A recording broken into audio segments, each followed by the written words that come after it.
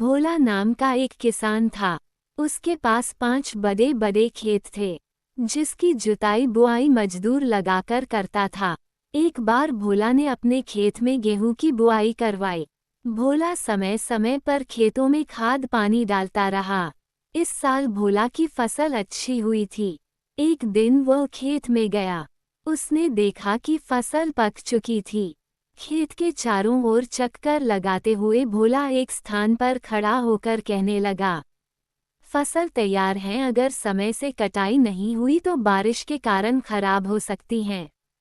कल मैं मजदूरों को लाकर फसल की कटाई करवाना शुरू कर देता हूँ।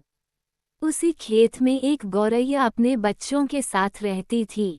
उस समय गौरैया भोजन की तलाश में बाहर गई हुई थी। शाम को जब गौरैया वापस अपने घोंसले में आई तो देखा उसके बच्चे सहमे हुए थे। उसने पूछा, क्या हुआ, तुम लोग इतने डरे हुए क्यों हो?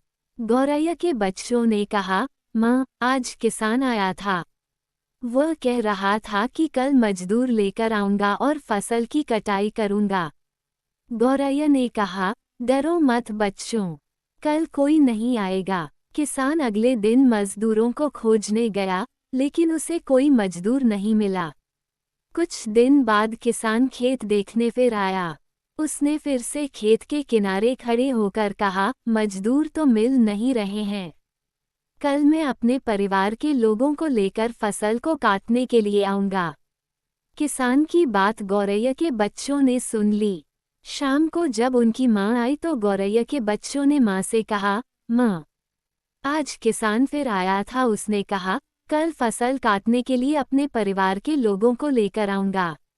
गौरैया ने अपने बच्चों को कहा, तुम लोगों को कुछ नहीं होगा, कल भी कोई नहीं आएगा। अगले दिन किसान के घर वाले फसल काटने के लिए तैयार नहीं हुए। इस तरह से 2-3 दिन बीत गया। एक दिन फिर से किसान अपनी लहलहाती फसल को देखने आया। उसने कहा, मैं मजदूर और परिवार वालों के सहारे रहूंगा तो फसल नहीं कट पाएगी। ऐसे में बारिश से बहुत अधिक नुकसान हो सकता है। कल मैं ही फसल काटने के लिए आऊंगा। शाम को फिर गौरैया के बच्चों ने किसान के बारे में बताया। इस बार गौरैया ने कहा, बच्चों, अब हमें यहाँ से निकलने का समय आ गया है। अब जितनी जल्दी हो निकल चलते हैं। गौरैया के बच्चों ने दोबारा से पूछा कि किसान तो कई बार ऐसे ही बोल के जा चुका है, इस बार भी नहीं आएगा। अब आप इतना परेशान क्यों हो रही हो?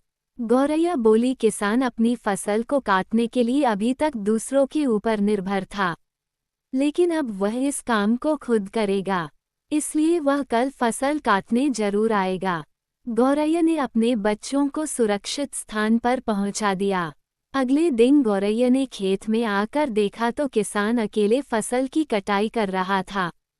नैतिक सीख, हमें किसी काम को दूसरे के ऊपर नहीं छोड़ना चाहिए।